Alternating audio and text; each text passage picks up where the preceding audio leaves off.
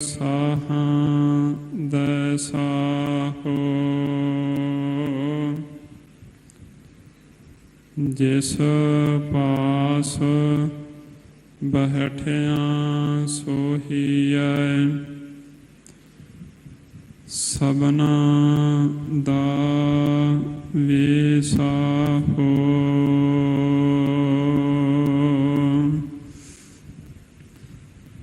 ਜਿਸ ਪਾਸ ਬੈਠਿਆ ਸੋਹੀਐ ਸਭਨਾ ਦਾ ਵਿਸਾਹੋ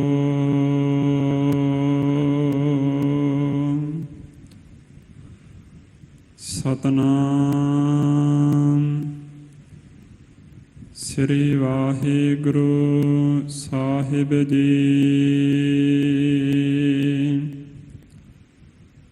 ਤੀਜੈ ਪਹਿਰੈ ਰੈਣ ਕੈ ਵਣਜਾਰਿਆ ਮਿੱਤਰਾ ਮਨ ਲੱਗਾ ਆਲ ਜੰਜਾਲ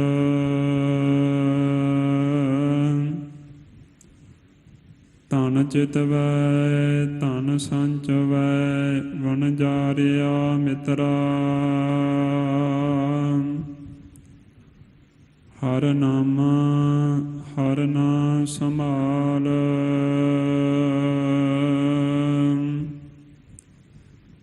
ਤੀਜੈ ਪਹਿਰੈ ਰੈਣ ਕੈ ਵਣਜਾਰਿਆ ਮਿੱਤਰਾ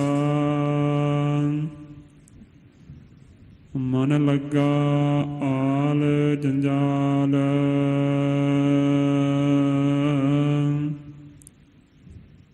ਧਨ ਚਿਤਵੈ ਧਨ ਸੰਚਵੈ ਵਣਜਾਰਿਆ ਮਿੱਤਰਾ ਹਰ ਨਾਮ ਹਰ ਨਾ ਸੰਭਾਲ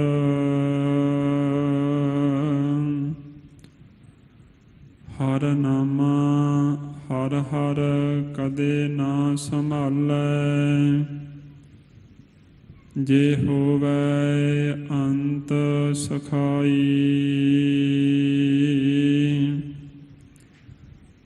ਇਹੋ ਧਨ ਸੰਪੈ ਮਾਇਆ ਝੂਠੀ ਅੰਤ ਛੋੜ ਚੱਲਿਆ ਪਛਤਾਈ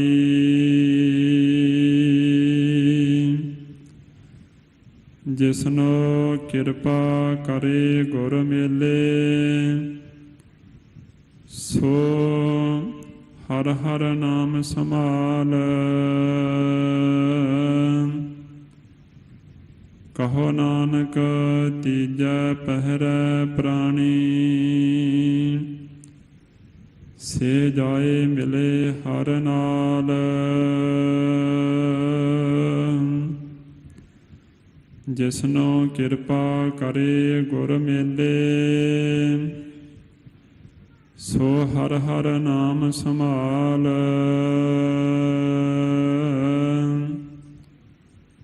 ਕਹੋ ਨਾਨਕ ਤੀਜੈ ਪਹਿਰੈ ਪ੍ਰਾਣੀ ਸੇ ਜਾਏ ਮਿਲੇ ਹਰ ਨਾਲ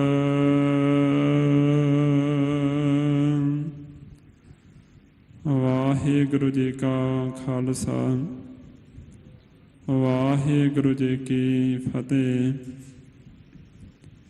ਗਰੀਬ ਨਵਾਜ ਪਤਿਤ ਪਾਵਨ ਭਗਤ ਵਛਲ ਦਸਾਂ ਪਾਤਸ਼ਾਹੀਆਂ ਦੀ ਜੋਤ ਸਰੂਪ ਧੰਨ ਧੰਨ ਸਤਿਗੁਰੂ ਸ੍ਰੀ ਗੁਰੂ ਗ੍ਰੰਥ ਸਾਹਿਬ ਜੀ ਦੀ ਪਾਵਨ ਪਵਿੱਤਰ ਹਜ਼ੂਰੀ ਵਿੱਚ ਸੋਭਾਇਮਾਨ ਹੋ ਰਹੀ ਗੁਰੂ ਸਰੂਪ ਸਾਧ ਸੰਗਤ ਜੀ, ਗਰੀਬ ਨਵਾਜ ਅੰਮ੍ਰਿਤ ਦੇ ਦਾਤੇ ਸਰਬੰਸ ਦਾਨੀ ਬਾਦਸ਼ਾਹ ਦਰਵੇਸ਼ ਸਾਹਿਬੇ ਕਮਾਲ ਸਤਿਗੁਰੂ ਸ੍ਰੀ ਗੁਰੂ ਗੋਬਿੰਦ ਸਿੰਘ ਜੀ ਮਹਾਰਾਜ ਦੇ ਪਾਵਨ ਪਵਿੱਤਰ ਅਸਥਾਨ ਖਾਲਸੇ ਦੇ ਜਨਮ ਅਸਥਾਨ ਤਖਤ ਸ੍ਰੀ ਕੇਸਗੜ੍ਹ ਸਾਹਿਬ ਜੀ ਵਿਖੇ ਆਪ ਸਭ ਮਾਈ ਭਾਈ ਬਿਰਾਜ ਰਹੇ ਹੋ। ਅੰਮ੍ਰਿਤ ਵੇਲੇ ਦੇ ਦੀਵਾਨ ਸਜ ਰਹੇ ਹਨ, ਜਿਸ ਵਿੱਚ ਰਾਗੀ ਸਿੰਘਾਂ ਪਾਸੋਂ ਆਸਾ ਦੀ ਵਾਰ ਦਾ ਕੀਰਤਨ, ਗੁਰਬਾਣੀ ਦੇ ਰਸ ਭਿੰਨੇ ਸ਼ਬਦਾਂ ਸਹਿਤ ਸਰਵਨ ਕਰਕੇ ਅਸੀਂ ਲਾਹਾ ਪ੍ਰਾਪਤ ਕੀਤਾ। ਜਿਵੇਂ ਗੁਰੂ ਸਾਹਿਬ ਜੀ ਆਪਣੀ ਅੰਮ੍ਰਿਤ ਭਿੰਨੀ ਰਸਨਾ ਤੋਂ ਪਵਿੱਤਰ ਉਪਦੇਸ਼ ਬਖਸ਼ਦੇ ਹਨ, ਮਨ ਚਿੱਤ ਬਿਰਤੀ ਏਕਾਗਰ ਕਰਕੇ ਸਰਵਨ ਕਰੀਏ। ਸਤਨਾਮ ਸ੍ਰੀ ਵਾਹਿਗੁਰੂ ਸਾਹਿਬ ਜੀ।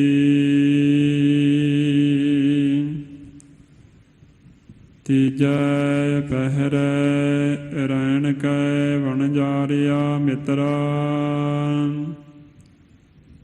ਮਨ ਲੱਗਾ ਆਲ ਜੰਜਾਲ।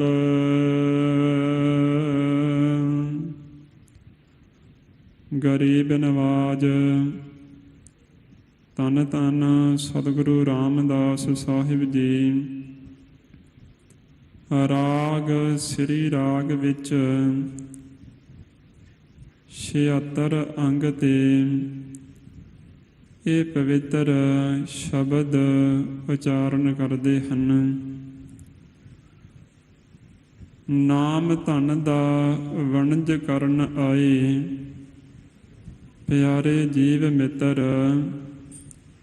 ਇਸ ਜ਼ਿੰਦਗੀ ਦੀ ਰਾਤ ਦੇ ਤੀਜੇ ਪਹਿਰ ਵਿੱਚ ਮਨ ਲੱਗਾ ਆਲ ਜੰਜਾਲ। ਗੁਰੂ ਸਾਹਿਬ ਜੀ ਫਰਮਾਉਂਦੇ, ਇਸ ਮਨੁੱਖ ਦਾ ਮਨ ਘਰ ਦੇ ਜੰਜਾਲ ਵਿੱਚ ਲੱਗ ਗਿਆ। ਘਰ ਦੇ ਜੰਜਾਲ ਇਸ ਬੰਦੇ ਨੂੰ ਐਸੇ ਪੈ ਗਏ, ਧਨ ਚਿਤਵੈ ਧਨ ਸੰਚਵੈ ਵਣਜਾਰਿਆ ਮਿੱਤਰਾ। ਹਰ ਨਾਮਾ ਹਰ ਨਾ ਸੰਭਾਲ। ਇਹ ਮਨੁੱਖ ਧਨ ਹੀ ਚਿਤਵਦਾ ਰਹਿੰਦਾ, ਧਨ ਇਕੱਤਰ ਕਰਨ ਵਿੱਚ ਹੀ ਲੱਗਾ ਰਹਿੰਦਾ। ਇਹਦੇ ਮਨ ਅੰਦਰ ਜੋ ਚਿਤਵਣੀਆਂ ਨੇ, ਜੋ ਵਿਚਾਰਾਂ ਹਨ, ਉਹ ਮਾਇਆ ਦੀਆਂ ਹੀ ਚੱਲਦੀਆਂ ਰਹਿੰਦੀਆਂ ਕਿ ਕਿਵੇਂ ਮੇਰੇ ਪਾਸ ਬਹੁਤੀ ਮਾਇਆ ਹੋਵੇ, ਸੰਸਾਰ ਦੀਆਂ ਸਾਰੀਆਂ ਸੁੱਖ ਸਹੂਲਤਾਂ ਮੇਰੇ ਪਾਸ ਹੋਣ। ਮਨ ਅੰਦਰ ਇਉਂ ਧਨ ਦੀ ਹੀ ਚਿਤਵਨੀ ਚੱਲਦੀ ਰਹਿੰਦੀ ਤੇ ਧਨ ਸੰਚਵੈ, ਧਨ ਕਰਕੇ ਵੀ ਧਨ ਇਕੱਤਰ ਕਰਨ ਵਿੱਚ ਹੀ ਲੱਗਾ ਰਹਿੰਦਾ। ਹਰ ਨਾਮਾ ਹਰ ਨਾ ਸੰਭਾਲ। ਹਰੀ ਪਰਮੇਸ਼ਰ ਦੇ ਨਾਮ ਨੂੰ ਆਪਣੇ ਹਿਰਦੇ ਵਿੱਚ ਯਾਦ ਨਹੀਂ ਕਰਦਾ ਤੇ ਮਾਇਆ ਵਿੱਚ ਹੀ ਮਨ ਕਰਕੇ ਸਰੀਰ ਕਰਕੇ ਪਰਵਿਰਤ ਰਹਿੰਦਾ ਹੈ। ਗੁਰੂ ਸਾਹਿਬ ਜੀ ਫਰਮਾਉਂਦੇ, ਕਾਮਨ ਲੋੜੈ ਸੋਇਨਾ ਰੂਪਾ। ਘਰ ਵਾਲੀ ਇਸ ਦੇ ਪਾਸੋਂ ਸੋਨੇ ਚਾਂਦੀ ਦੇ ਗਹਿਣੇ ਲੋੜਦੀ ਹੈ ਕਿ ਮੈਨੂੰ ਸੋਨੇ ਚਾਂਦੀ ਦੇ ਗਹਿਣੇ ਸਰੀਰ 'ਤੇ ਪਾਉਣ ਲਈ ਮਿਲਣ ਤਾਂ ਮੈਂ ਬਹੁਤ ਖੁਸ਼ ਹੋਵਾਂਗੀ। ਮਿੱਤਰ ਲੋੜੇਨ ਸੋ ਖਾਧਾ ਤਾ। ਜਿਹੜੇ ਮਿੱਤਰ ਨੇ ਇਸ ਦੇ, ਉਹ ਚਾਹੁੰਦੇ ਨੇ ਕਿ ਅਸੀਂ ਚੰਗੇ ਚੰਗੇ ਪਦਾਰਥ ਇਸ ਕੋਲੋਂ ਖਾਣਾ ਕਰੀਏ। ਨਾਨਕ ਪਾਪ ਕਰੇ ਤਿਨ ਕਾਰਨ। ਉਹਨਾਂ ਨੂੰ ਸੁਖੀ ਰੱਖਣ ਵਾਸਤੇ ਜਾਂ ਖੁਸ਼ ਰੱਖਣ ਵਾਸਤੇ ਪਾਪ ਕਰੇ ਤਿਨ ਕਾਰਨ, ਉਹਨਾਂ ਵਾਸਤੇ ਪਾਪ ਕਰਦਾ ਹੈ। ਜਦੋਂ ਪਾਪ ਕਰਦਾ ਹੈ ਫਿਰ ਜਾਸੀ ਜਮਪੁਰ ਵਾਧਾ ਤਾ, ਜਮਾਂ ਦੀ ਪੁਰੀ ਵਿੱਚ ਬੱਧਾ ਹੋਇਆ ਜਾਂਦਾ ਹੈ। ਲੱਖ ਟਕਿਆਂ ਕੇ ਮੰਦੜੇ ਹਾਰ, ਲੱਖਾਂ ਰੁਪਈਆਂ ਦੇ ਬਣਾਏ ਹੋਏ ਮੰਦੇ ਵਾਲੇ ਇਹ ਨੌਜਵਾਨ ਆਪਣੇ ਕੰਨਾਂ ਵਿੱਚ ਪਾ ਕੇ ਤੇ ਬੜੀ ਆਕੜ ਨਾਲ ਤੁਰਦਾ ਹੈ। ਲੱਖ ਟਕਿਆਂ ਕੇ ਹਾਰ, ਲੱਖਾਂ ਰੁਪਈਆਂ ਦੇ ਬਣੇ ਹੋਏ ਹਾਰ ਆਪਣੇ ਗਲ ਦੇ ਵਿੱਚ ਪਾਉਂਦਾ ਹੈ। ਜਿਤ ਤਨ ਪਾਈਐ ਨਾਨਕਾ, ਸੇ ਤਨ ਹੋਵਹਿ ਛਾਰ। ਜਿਸ ਸਰੀਰ ਉੱਪਰ ਇਹ ਗਹਿਣੇ ਪਾਉਂਦਾ ਹੈ ਲੱਖਾਂ ਰੁਪਈਆਂ ਦੇ, ਮਹਾਰਾਜ ਫਰਮਾਉਂਦੇ ਇੱਕ ਦਿਨ ਇਹ ਸਰੀਰ ਸੁਆਹ ਹੋ ਜਾਣਾ। ਸ਼ਮਸ਼ਾਨ ਭੂਮਿਕਾ ਦੇ ਵਿੱਚ ਲਿਜਾ ਕੇ ਇਸ ਸਰੀਰ ਦਾ ਦਾਹ ਕਰ ਦੇਣਾ। ਉਹ ਵਾਲੇ ਲੱਖਾਂ ਰੁਪਈਆਂ ਦੇ ਬਣਾਏ ਹੋਏ ਹਾਰ ਨਾਲ ਨਹੀਂ ਜਾਣੇ। ਉਹ ਸਾਰਾ ਕੁਝ ਇੱਥੇ ਹੀ ਰਹਿ ਜਾਣਾ। ਇਹ ਆਪਣੀਆਂ ਅੱਖਾਂ ਦੇ ਸਾਹਮਣੇ ਇਹ ਸਾਰਾ ਕੁਝ ਹੁੰਦਾ ਦੇਖਦਾ ਹੈ। ਬਹੁਤ ਸੱਜਣ ਮਿੱਤਰ ਰਿਸ਼ਤੇਦਾਰ ਇਹਦੀਆਂ ਅੱਖਾਂ ਦੇ ਸਾਹਮਣੇ ਹੀ ਸਾਰਾ ਕੁਝ ਛੱਡ ਕੇ ਚਲੇ ਗਏ, ਪਰ ਫਿਰ ਵੀ ਮਨ ਅੰਦਰ ਇਹ ਖਿਆਲ ਨਹੀਂ ਆਉਂਦਾ ਕਿ ਜੋ ਸਾਰਾ ਕੁਝ ਛੱਡ ਹੀ ਦੇਣਾ ਹੈ। ਹਰ ਵਕਤ ਮਨ ਤੇ ਸਰੀਰ ਉਸ ਸੰਪਤੀ ਮਾਇਆ ਦੇ ਵਿੱਚ ਹੀ ਕਿਉਂ ਪ੍ਰਵਿਰਤ ਹੋ ਰਿਹਾ। ਸਤਿਗੁਰੂ ਰਾਮਦਾਸ ਸਾਹਿਬ ਜੀ ਫਰਮਾਉਂਦੇ ਹਨ, ਧਨ ਜਿਤਵੈ ਧਨ ਸੰਚਵੈ ਵਣਜਾਰਿਆ ਮਿੱਤਰਾ। ਵਣਜਾਰੇ ਜੀਵ ਮਿੱਤਰ, ਸੁਣ ਇਹ ਮਨੁੱਖ ਮਨ ਕਰਕੇ ਧਨ ਹੀ ਚਿਤਵਦਾ ਰਹਿੰਦਾ, ਤਨ ਕਰਕੇ ਧਨ ਹੀ ਇਕੱਠਾ ਕਰਨ ਵਿੱਚ ਲੱਗਾ ਰਹਿੰਦਾ। ਹਰ ਨਾਮਾ ਹਰ ਨਾ ਸੰਭਾਲ, ਹਰੀ ਪਰਮੇਸ਼ਰ ਦੇ ਨਾਮ ਨੂੰ ਆਪਣੇ ਹਿਰਦੇ ਵਿੱਚ ਸੰਭਾਲਦਾ ਨਹੀਂ, ਯਾਦ ਨਹੀਂ ਕਰਦਾ। ਹਰ ਨਾਮਾ ਹਰ ਹਰ ਕਦੇ ਨਾ ਸੰਭਾਲੈ, ਜੇ ਹੋਵੈ ਅੰਤ ਸਖਾਈ। ਹਰੀ ਪਰਮੇਸ਼ਰ ਦੇ ਨਾਮ ਨੂੰ ਕਦੇ ਵੀ ਹਿਰਦੇ ਵਿੱਚ ਸੰਭਾਲਦਾ ਨਹੀਂ।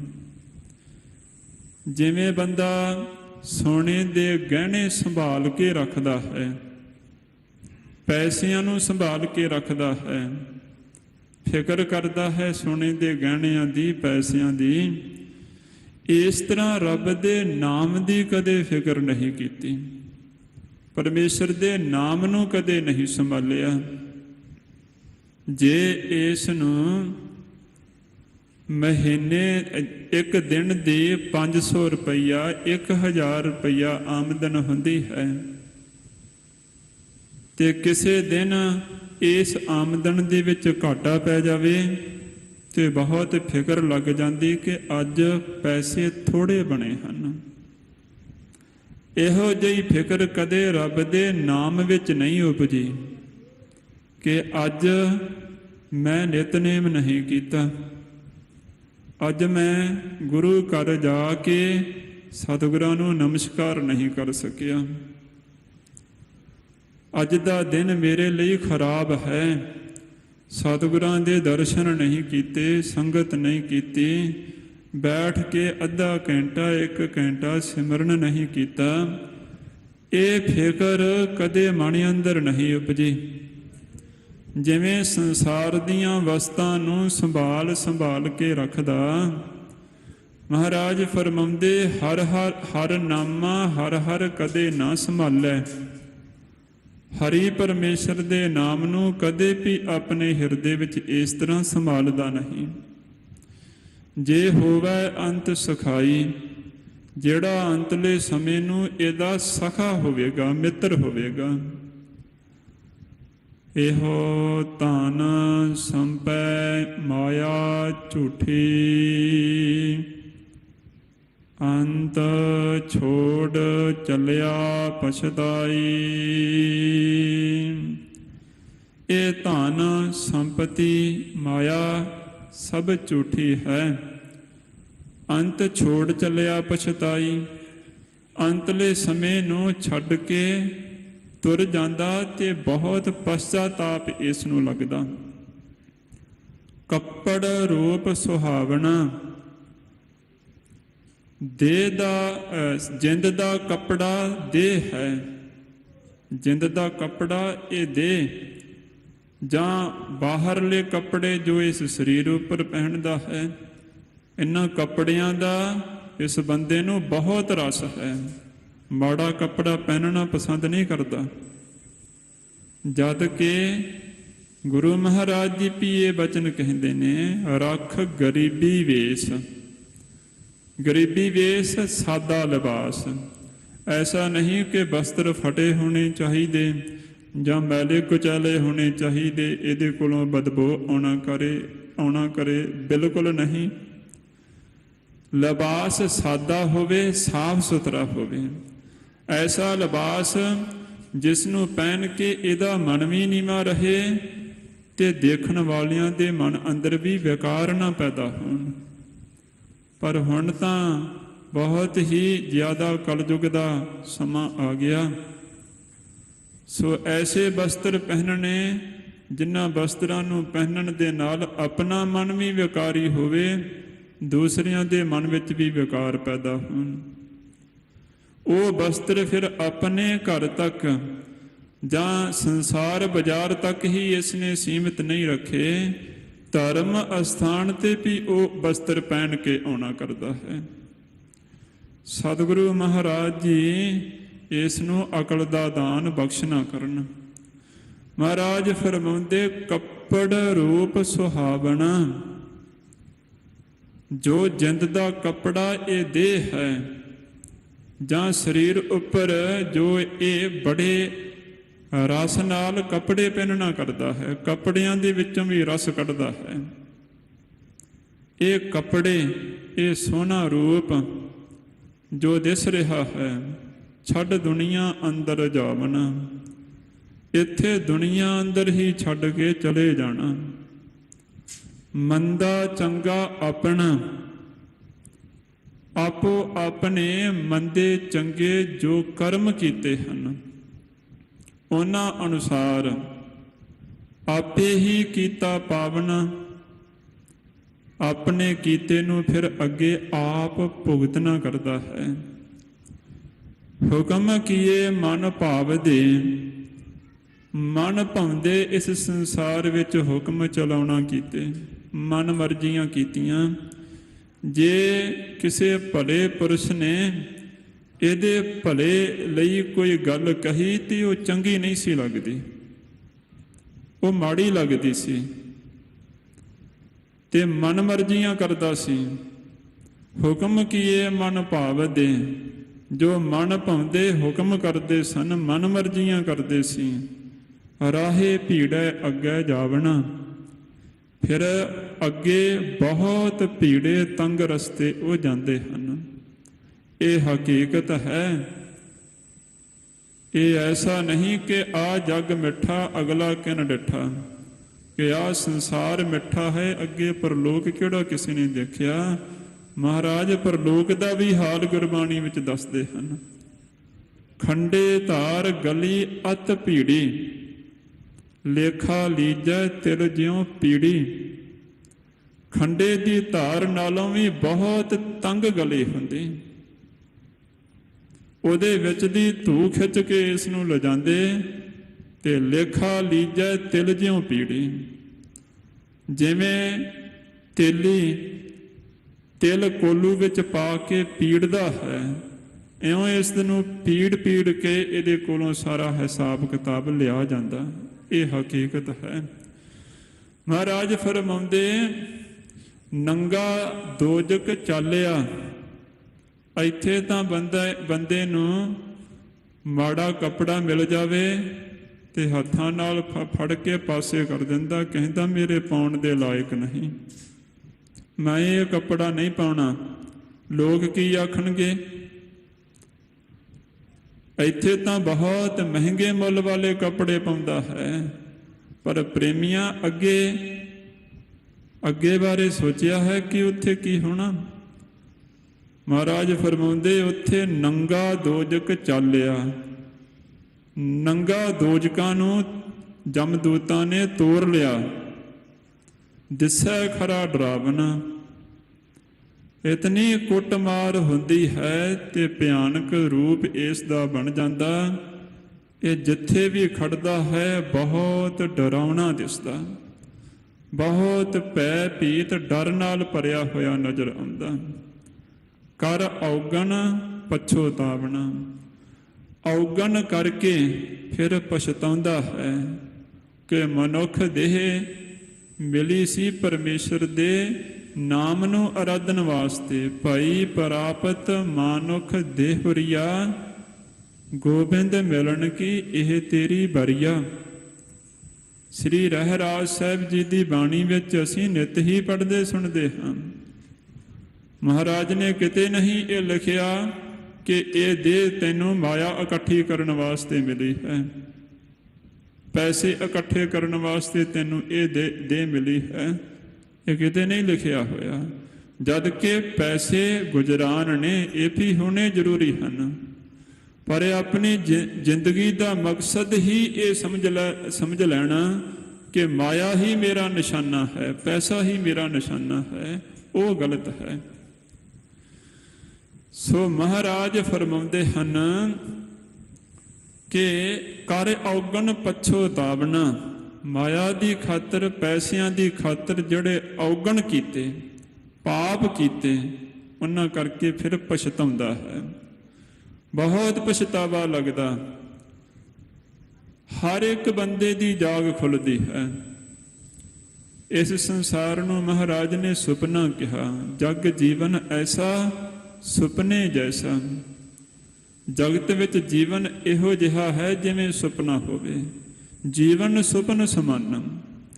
ਇਹ ਜੀਵਨ ਤਾਂ ਇੱਕ ਸੁਪਨੇ ਸਮਾਨ ਹੈ। ਸਾਚ ਕਰ ਹਮ ਗਾਂਠ ਦੀਨੀ, ਛੋੜ ਪਰਮ ਨਿਧਾਨ।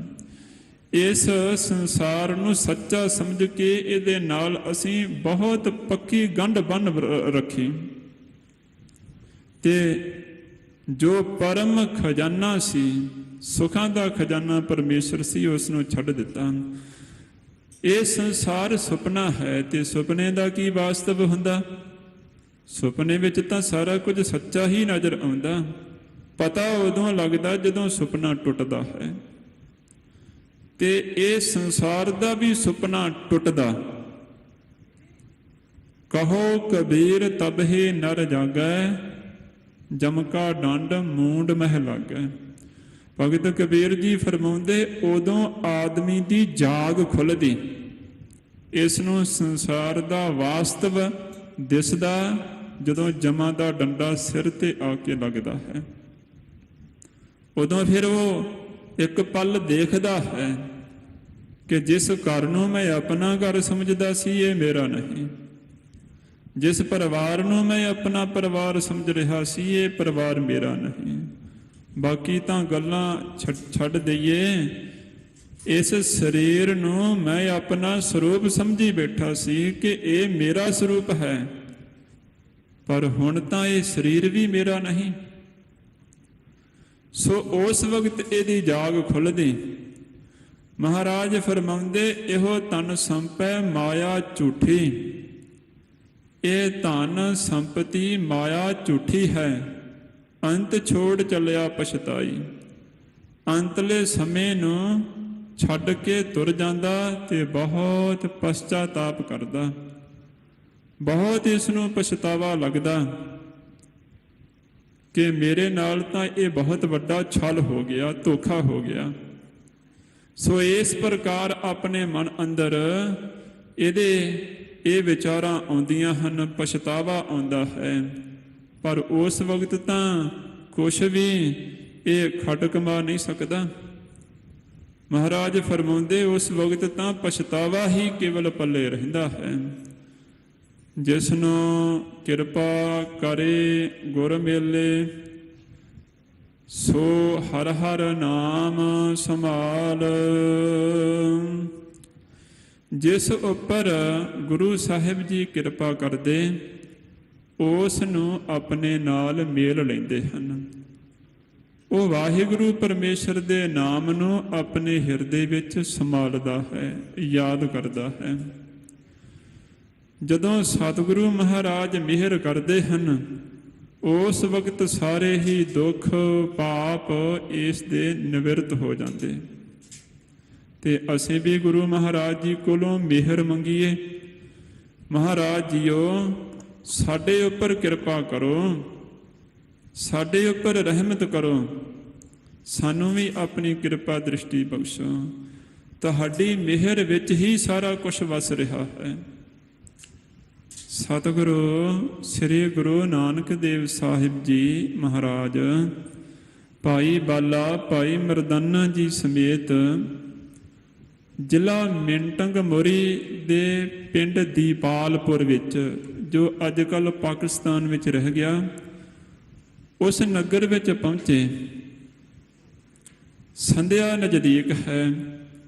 ਰਾਤ ਵਿਸ਼ਰਾਮ ਕਰਨ ਵਾਸਤੇ ਜਦੋਂ ਮਹਾਰਾਜ ਪਿੰਡ ਵਿੱਚ ਗਏ ਤੇ ਪਿੰਡ ਵਾਲੇ ਲੋਕ ਕੁਝ ਐਸੇ ਸਨ, ਕਦੇ ਕਿਸੇ ਸਾਧੂ ਸੰਤ ਮਹਾਤਮਾ ਫਕੀਰ ਦੀ ਇਹਨਾਂ ਸੇਵਾ ਨਹੀਂ ਕੀਤੀ।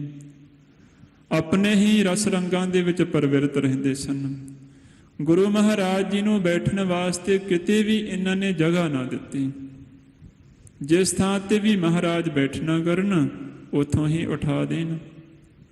ਖਿਨ ਮਹਿ ਨੀਚ ਕੀਟ ਕਉ ਰਾਜ, ਇੱਕ ਖਿਨ ਵਿੱਚ ਹੀ ਨੀਚ ਕੀਟ ਜੀਵ ਨੂੰ ਰਾਜ ਭਾਗ ਬਖਸ਼ਣ ਵਾਲੇ ਗੁਰੂ ਮਹਾਰਾਜ ਜੀ ਚੁੱਪ ਕਰਕੇ ਦੇਖਦੇ ਰਹੇ, ਆਪਣੇ ਮੁਖੋਂ ਕੁਝ ਵੀ ਨਾ ਕਿਹਾ। ਬੇਸ਼ੱਕ ਇਸ ਨਗਰ ਦੇ ਵਿੱਚ ਭਾਵੇਂ ਬਹੁਤ ਉੱਚੀਆਂ ਵਾਲੇ ਘਰ ਮਹਿਲ ਮਾੜੀਆਂ ਦਿਸ ਰਹੇ ਨੇ, ਪਰ ਸਤਿਗੁਰੂ ਮਹਾਰਾਜ ਜੀ ਕਿਸ ਘਰ ਜਾਂਦੇ ਹਨ? ਮਹਾਰਾਜ ਦੇ ਚਰਨ ਤਾਂ ਉਸ ਘਰ ਵਿੱਚ ਪੈਂਦੇ ਜਿਸ ਘਰ ਵਿੱਚ ਪ੍ਰੇਮ ਵਰਤ ਰਿਹਾ ਹੈ। ਗੋਬਿੰਦ ਭਾਉ ਭਗਤ ਦਾ ਭੁੱਖਾ, ਵਾਹਿਗੁਰੂ ਤਾਂ ਪ੍ਰੇਮਾ ਭਗਤੀ ਦਾ ਭੁੱਖਾ ਹੈ। ਮਹਾਰਾਜ ਉਸ ਵਕਤ ਨਗਰ ਵਿੱਚੋਂ ਬਾਹਰ ਆ ਗਏ, ਖੇਤਾਂ ਵੱਲ ਨੂੰ ਤੁਰ ਪਏ ਹਨ।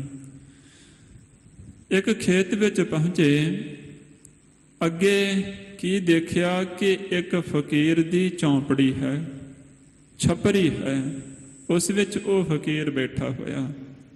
ਮਹਾਰਾਜ ਉਹਦੇ ਸਾਹਮਣੇ ਜਾ ਕੇ ਚੌਂਕੜਾ ਮਾਰ ਕੇ ਭਾਈ ਬਾਲਾ ਜੀ ਭਾਈ ਮਰਦਾਨਾ ਜੀ ਸਮੇਤ ਬੈਠ ਗਏ।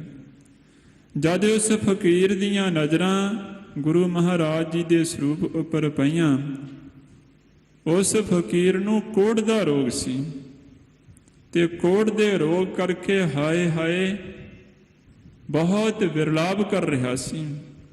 ਜਦ ਦਰਸ਼ਨ ਹੋਏ, ਸਾਰੀ ਤਕਲੀਫ ਦੂਰ ਹੋ ਗਈ, ਸਰੀਰ ਵੀ ਸਥਿਰ ਹੋਇਆ, ਮਨ ਵੀ ਜਿਹੜਾ ਸੀ ਉਹ ਟਿਕਾ ਵਿੱਚ ਆ ਗਿਆ। ਬਸ ਇੱਕ ਟੱਕ ਨਜ਼ਰ ਲਾ ਕੇ ਸਤਿਗੁਰਾਂ ਦੇ ਸਰੂਪ ਵੱਲ ਹੀ ਦੇਖਦਾ ਰਿਹਾ। ਸੰਧਿਆ ਹੋ ਗਈ, ਹਨੇਰਾ ਛਾ ਗਿਆ ਤੇ ਗਰੀਬ ਨਵਾਜ ਧੰਨ ਸਤਿਗੁਰੂ ਨਾਨਕ ਦੇਵ ਸਾਹਿਬ ਜੀ ਦੇ ਦਰਸ਼ਨ ਵੀ ਹਨੇਰੇ ਕਰਕੇ ਅਲੋਪ ਹੋ ਗਏ। ਅੱਖਾਂ ਉਹ ਦਰਸ਼ਨ ਨਾ ਕਰ ਸਕੀਆਂ। ਜਦ ਦਰਸ਼ਨ ਨਾ ਹੋਏ ਤੇ ਉਸੇ ਤਰ੍ਹਾਂ ਹੀ ਕੋੜ ਦੇ ਰੋਗ ਦੀ ਤਕਲੀਫ ਵੱਧ ਗਈ, ਬਹੁਤ ਤਕਲੀਫ ਵਧੀ। ਫਿਰ ਹਾਏ ਹਾਏ ਕਰਨ ਲੱਗਾ। ਮਨ ਅੰਦਰ ਖਿਆਲ ਆਇਆ, ਉਹ ਪਾਪੀ ਜੀਵ, ਇਹ ਤਾਂ ਕੋਈ ਰੱਬ ਦਾ ਪਿਆਰਾ ਮੇਰਾ ਭਲਾ ਕਰਨ ਵਾਸਤੇ ਮੇਰੇ ਪਾਸ ਆਇਆ ਹੈ, ਜਿਹਦੇ ਦਰਸ਼ਨਾਂ ਦੀ ਐਸੀ ਤਾਸੀਰ ਕਿ ਦਰਸ਼ਨ ਕਰਨ ਮਾਤਰ ਹੀ ਅਸਾਧ ਕੋੜ ਦੇ ਰੋਗ ਦੀ ਤਕਲੀਫ ਦੂਰ ਹੋ ਗਈ। ਤੇ ਹੁਣ ਦਰਸ਼ਨ ਨਹੀਂ ਹੋ ਰਹੇ, ਹੁਣ ਫਿਰ ਉਸੇ ਤਰ੍ਹਾਂ ਤਕਲੀਫ ਹੋ ਰਹੀ ਹੈ। ਇਹ ਤਾਂ ਕੋਈ ਪਰਮੇਸ਼ਰ ਦਾ ਪਿਆਰਾ ਮੇਰੇ ਪਾਸ ਭਲਾ ਕਰਨ ਵਾਸਤੇ ਆਇਆ ਹੈ। ਭਲਾ ਮੇਰੇ ਕੋਲ ਕੋਈ ਬੰਦਾ ਆ ਕੇ ਬੈਠ ਜਾਵੇ, ਇਹ ਕਿਵੇਂ ਹੋ ਸਕਦਾ ਹੈ? ਇਹ ਤਾਂ ਮੈਂ ਅੱਖਾਂ ਦੇ ਨਾਲ ਦੇਖ ਰਿਹਾ ਹਾਂ। ਇਸ ਪਾਤਕ ਤੋਂ ਪੰਛੀ ਡਰਦੇ। ਪਾਤਕ ਕਹਿੰਦੇ ਨੇ ਪਾਪੀ ਬੰਦੇ ਨੂੰ। ਤੇ ਡਾਕਟਰ ਭਾਈ ਵੀਰ ਸਿੰਘ ਜੀ ਆਪਣੀ ਕਵਿਤਾ ਦੇ ਵਿੱਚ ਉਸ ਕੋੜੀ ਫਕੀਰ ਦੀ ਫਰਿਆਦ ਵਰਣਨ ਕਰਦੇ, ਉਹਦੇ ਅਹੋ ਭਾਵ ਵਰਣਨ ਕਰਦੇ। ਇਸ ਪਾਤਕ ਤੋਂ ਪੰਛੀ ਡਰਦੇ, ਫਟਕੇ ਕੋਈ ਨਾ ਨੇੜੇ। ਦੂਰੋਂ ਮਿਰਗ ਤੱਕ ਉੱਠ ਭੱਜਣ, ਵੜਨ ਨਾ ਸਾਡੇ ਵਿਹੜੇ। ਵਗ ਨਗਰ ਦੇ ਦੂਰ ਵਿੱਥ ਤੋਂ ਲੰਘ ਘਰਾਂ ਨੂੰ ਜਾਵਨ। ਭਲਾ ਮਨੁੱਖ ਕਾਸ ਨੂੰ ਸਾਡੇ ਆ ਕੇ ਡੇਰਾ ਪਾਵਨ।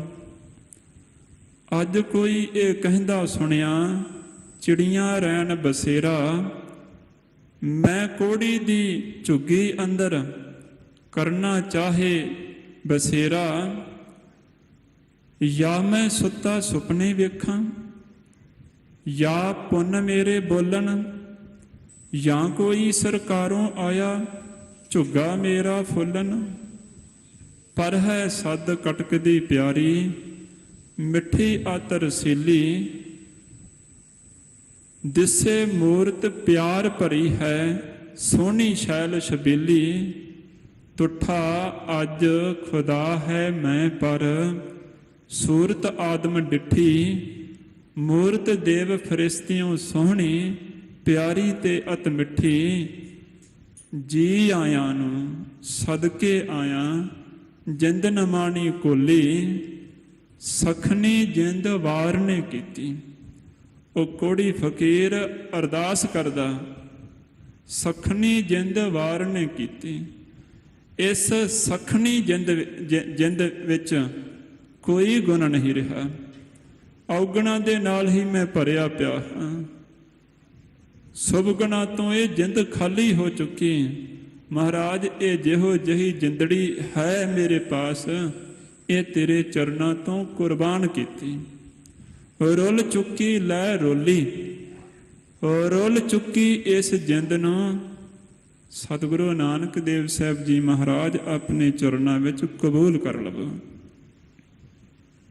ਅਰਦਾਸ ਵਿੱਚ ਇਤਨੀ ਸ਼ਕਤੀ ਹੈ, ਚਾਹੇ ਕਿਤਨਾ ਵੀ ਵੱਡਾ ਪਾਪੀ ਬੰਦਾ ਕਿਉਂ ਨਾ ਹੋਵੇ।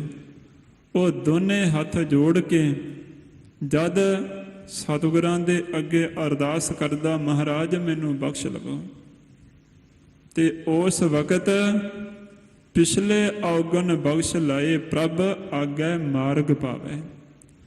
ਪਿਛਲੇ ਕੀਤੇ ਹੋਏ ਜਿਹੜੇ ਔਗਣ ਹਨ ਉਹ ਮਹਾਰਾਜ ਸਾਰੇ ਬਖਸ਼ ਦਿੰਦੇ। ਪਰਮੇਸ਼ਰ ਦਾ ਤਾਂ ਇਹ ਬਿਰਧ ਹੈ, ਉਹ ਔਗਣ ਦੇਖਦਾ ਹੀ ਨਹੀਂ ਕਿਸੇ ਦੇ।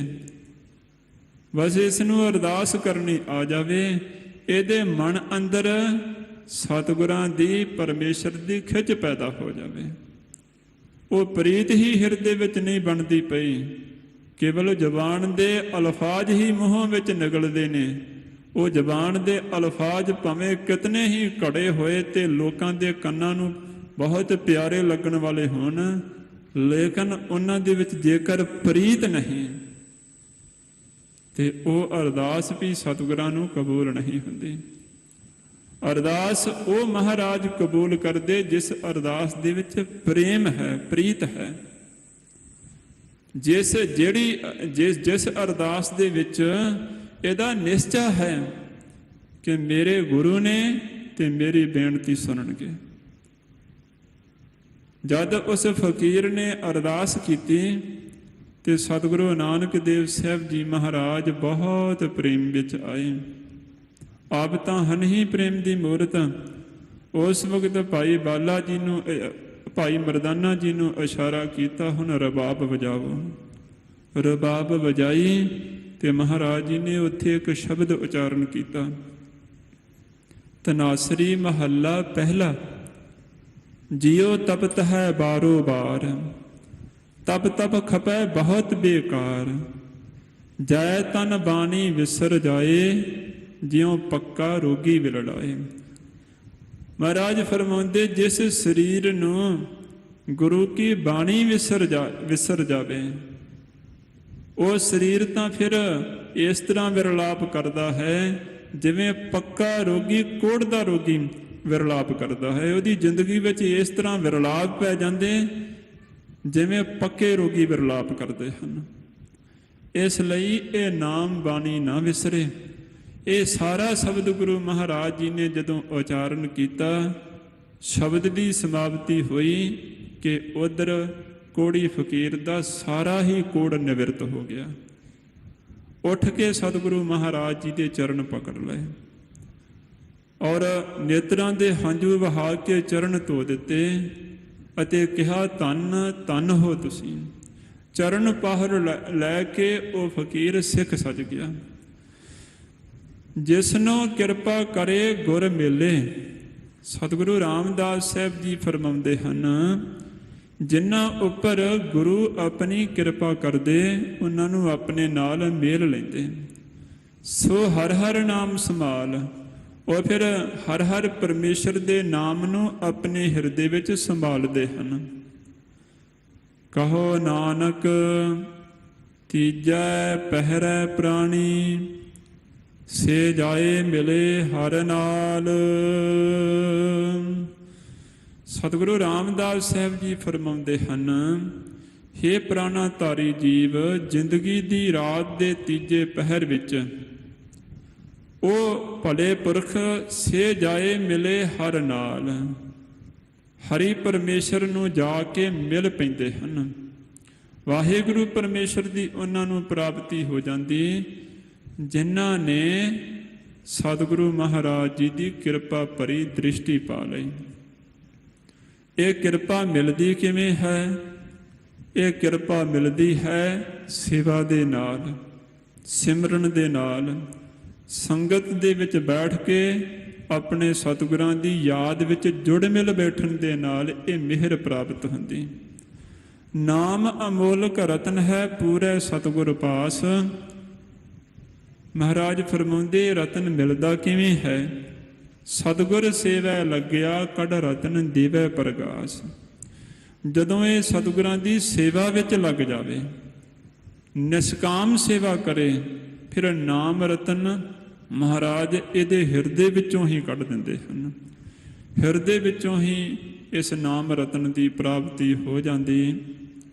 ਸਤਿਗੁਰੂ ਮਹਾਰਾਜ ਜੀ ਕਿਰਪਾ ਕਰਨ, ਇਹ ਉਪਦੇਸ਼ ਸਾਡੇ ਵੀ ਹਿਰਦੇ ਵਿੱਚ ਵਸਣਾ ਕਰੇ, ਤਾਂ ਕਿ ਅਸੀਂ ਲੋਕ ਸੁਖੀਏ ਪਰਲੋਕ ਸੁਹੇਲੇ ਹੋ ਸਕੀਏ। ਗਰੀਬ ਨਵਾਜ ਦੀਨ ਦਿਆਲ ਅੰਤਰਜਾਮੀ, ਧੰਨ ਧੰਨ ਸਤਿਗੁਰੂ ਸ੍ਰੀ ਗੁਰੂ ਗੋਬਿੰਦ ਸਿੰਘ ਜੀ ਮਹਾਰਾਜ, ਜਿਸ ਸਤਿਗੁਰਾਂ ਦੀ ਵਡਿਆਈ ਇੱਕ ਰਸਨਾ ਤਾਂ ਕੀ, ਜਿਤਨੇ ਸਰੀਰ ਉੱਪਰ ਰੋਮ ਹਨ, ਇੰਨੀਆਂ ਰਸਨਾ ਮਿਲ ਜਾਣ, ਫਿਰ ਵੀ ਉਸ ਸਤਿਗੁਰਾਂ ਦੀ ਸਿਫਤ ਵਡਿਆਈ ਮੁਕੰਮਲ ਤੌਰ 'ਤੇ ਕੋਈ ਕਹਿ ਨਹੀਂ ਸਕਦਾ। ਸਤਿਗੁਰੂ ਮਹਾਰਾਜ ਜੀ ਬੇਅੰਤ ਵਡਿਆਈ ਦੇ ਮਾਲਕ, ਉਸ ਸਤਿਗੁਰੂ ਮਹਾਰਾਜ ਜੀ ਦਾ ਧੰਨ ਧੰਨ ਸਤਿਗੁਰੂ ਸ੍ਰੀ ਗੁਰੂ ਗ੍ਰੰਥ ਸਾਹਿਬ ਜੀ ਮਹਾਰਾਜ, ਪਿਆਰੇ ਭਾਈ ਦਇਆ ਸਿੰਘ ਜੀ ਆਦਿ ਪੰਜ ਪਿਆਰੇ ਸਾਹਿਬਾਨ ਜੀ ਦਾ ਰੋਮ ਰੋਮ ਕਰਕੇ ਬਹੁਤ ਬਹੁਤ ਧੰਨਵਾਦ। ਇਸੇ ਤਰ੍ਹਾਂ ਤਖਤ ਸਾਹਿਬ ਜੀ ਦੇ ਸਮੂਹ ਸੇਵਾਦਾਰ ਸਭ ਸੰਗਤ ਦਾ ਬਹੁਤ ਬਹੁਤ ਧੰਨਵਾਦ, ਜੋ ਕਿਰਪਾ ਕੀਤੀ ਹਾਜ਼ਰੀ ਭਰਨ ਦਾ ਅਵਸਰ ਪ੍ਰਾਪਤ ਹੋਇਆ। ਦਾਸ ਅਣਜਾਣ ਹੈ, ਭੁੱਲਾਂ ਹੋਣੀਆਂ ਸੁਭਾਵਕ ਹਨ। ਹੋਈ ਭੁੱਲ ਚੁੱਕ ਦੀ ਗੁਰੂ ਮਹਾਰਾਜ ਜੀ ਅਤੇ ਸੰਗਤ ਨੇ ਕਿਰਪਾ ਧਾਰ ਕੇ ਅਣਜਾਣ ਸਮਝ ਕੇ ਮਾਫੀ ਬਖਸ਼ਣੀ ਜੀ। ਲੇਖਾ ਕਤਹਿ ਨਾ ਛੂਟੀਐ, ਖਿਨ ਖਿਨ ਭੂਲਨ ਹਾਰ, ਬਖਸ਼ਣ ਹਾਰ ਬਖਸ਼ ਲੈ, ਨਾਨਕ ਪਾਰ ਉਤਾਰ। ਕਹੋ ਨਾਨਕ ਜਿਸਨੋ ਕਿਰਪਾ ਕਰੇ ਗੁਰ ਮੇਲੇ, ਸੋ ਹਰ ਹਰ ਨਾਮ ਸੰਭਾਲ। ਕਹੋ ਨਾਨਕ ਤੀਜੈ ਪਹਿਰੈ ਪ੍ਰਾਣੀ, ਸੇ ਜਾਏ ਮਿਲੇ ਹਰ ਨਾਲ। ਵਾਹਿਗੁਰੂ ਜੀ ਕਾ ਖਾਲਸਾ, ਵਾਹਿਗੁਰੂ ਜੀ ਕੀ ਫਤਿਹ। ਸਤਨਾਮ ਸ੍ਰੀ ਵਾਹਿਗੁਰੂ ਸਾਹਿਬ ਜੀ। ਆਰਾਮ ਕਲੀ ਮਹੱਲਾ ਤੀਜਾ। ਆਨੰਦ ਏਕ ਓੰਕਾਰ ਸਤਿਗੁਰ ਪ੍ਰਸਾਦ। ਆਨੰਦ ਭਇਆ ਮੇਰੀ ਮਾਏ, ਸਤਿਗੁਰੂ ਮੈਂ ਪਾਇਆ। ਸਤਿਗੁਰ ਤਾਂ ਪਾਇਆ ਸਹਿਜ ਸੇਤੀ, ਮਨ ਵਜੀਆ ਵਾਧਾਈਆ। ਰਾਗ ਰਤਨ ਪਰਵਾਰ ਪਰਿਆ, ਸ਼ਬਦ ਗਾਵਣ ਆਈਆ। ਸ਼ਬਦੋ ਤਾਂ ਗਾਵਹੋ ਹਰੀ ਕੇਰਾ, ਮਨ ਜਨੀ ਵਸਾਇਆ। ਕਹੈ ਨਾਨਕ ਆਨੰਦ ਹੋਆ, ਸਤਿਗੁਰੂ ਮੈਂ ਪਾਇਆ। ਏ ਮਨ ਮੇਰਿਆ ਤੂੰ ਸਦਾ ਰਹੋ ਹਰ ਨਾਲੇ, ਹਰ ਨਾਲ ਰਹੋ ਤੂੰ ਮਨ ਮੇਰੇ, ਦੁਖ ਸਭ ਵਿਸਾਰਣਾ। ਅੰਗੀਕਾਰ ਉਹ ਕਰੇ ਤੇਰਾ, ਕਾਰਜ ਸਭ ਸਵਾਰਣਾ। ਸਭਨਾ ਗੱਲਾਂ ਸਮਰੱਥ ਸੁਆਮੀ, ਸੋ ਕਿਉ ਮਨਹੁ ਵਿਸਾਰੇ। ਕਹੈ ਨਾਨਕ ਮਨ ਮੇਰੇ ਸਦਾ ਰਹੋ ਹਰ ਨਾਲੇ। ਸਾਚੇ ਸਾਹਿਬਾ ਕਿਆ ਨਾਹੀ ਕਰ ਤੇਰੈ, ਕਰ ਤਾਂ ਤੇਰਾ ਸਭ ਕਿਛ ਹੈ। ਜਿਸ ਦੇਹ ਸੋ ਪਾਵੈ, ਸਦਾ ਸਿਫਤ ਸਲਾਹ ਤੇਰੀ, ਨਾਮ ਮਨ ਵਸਾਵੈ। ਨਾਮ ਜਿਨ ਕੈ ਮਨ ਵਸਿਆ, ਵਾਜੇ ਸ਼ਬਦ ਕਨੇਰੇ। ਕਹੈ ਨਾਨਕ ਸੱਚੇ ਸਾਹਿਬ ਕਿਆ ਨਾਹੀ ਕਰ ਤੇਰੈ।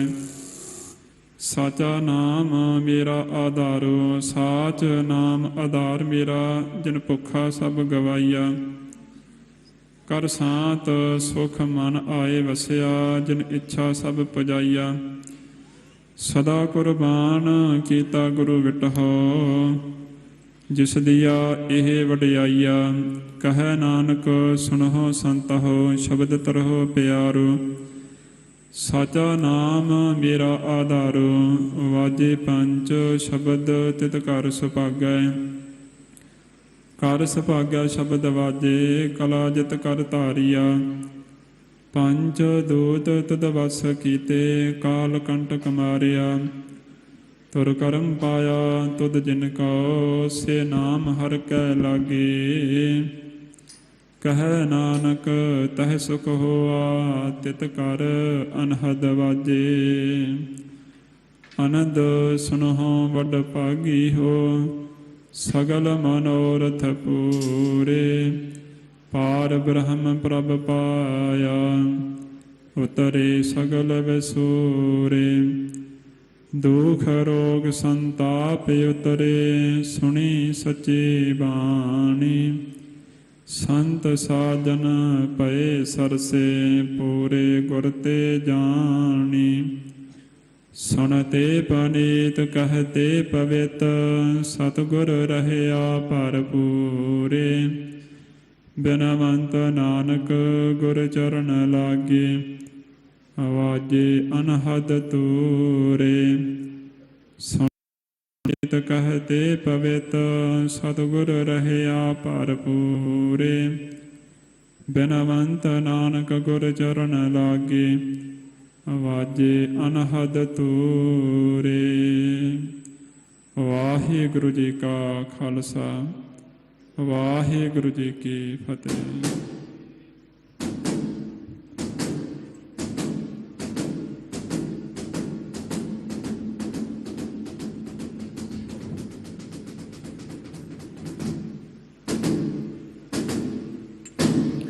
ਬੋਲੋ ਜੀ ਵਾਹਿਗੁਰੂ। ਏਕ ਓੰਕਾਰ ਵਾਹਿਗੁਰੂ ਜੀ ਕੀ ਫਤਿਹ। ਸ੍ਰੀ ਭਗਉਤੀ ਜੀ ਸਹਾਇ। ਵਾਰ ਸ੍ਰੀ ਭਗਉਤੀ ਜੀ ਕੀ ਪਾਤਸ਼ਾਹੀ ਦਸਵੀਂ ਪ੍ਰਥਮ ਭਗਉਤੀ ਸਿਮਰ ਕੈ ਗੁਰੂ ਨਾਨਕ ਲਈ ਧਿਆਏ। ਫਿਰ ਅੰਗਦ ਗੁਰ ਤੇ ਅਮਰਦਾਸ ਰਾਮਦਾਸੈ ਹੋਈ ਸਹਾਈ। ਅਰਜਨ ਹਰ ਗੋਬਿੰਦ ਨਾਮ ਸਿਮਰਾਓ ਸ੍ਰੀ ਹਰਿ ਰਾਏ। ਸ੍ਰੀ ਹਰਿ ਕ੍ਰਿਸ਼ਨ ਧਿਆਈਐ ਜਿਸ ਡਿਠੇ ਸਭ ਦੁਖ ਜਾਏ। ਤੇਗ ਬਹਾਦਰ ਸਿਮਰਿਐ ਘਰ ਨਾਉ ਨਿਧ ਆਵੈ ਧਾਏ। ਸਭ ਥਾਈ ਹੋਏ ਸਹਾਈ। ਦਸ